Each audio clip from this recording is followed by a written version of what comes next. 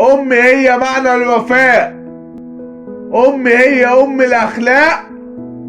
أم أكتر حد بيفهمني، وأكتر حد وقف جنبي، ودايما بتخاف عليا وتقول لي يا ابني انت هديتك ليا نجاحك عندي.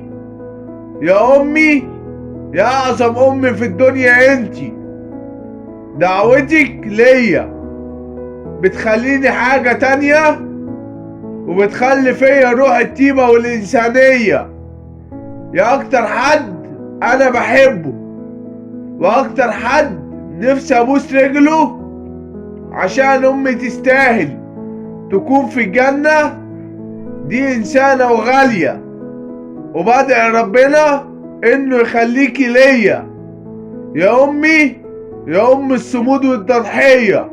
وبحبك يا أكتر إنسانة جواها الحنان والحنية.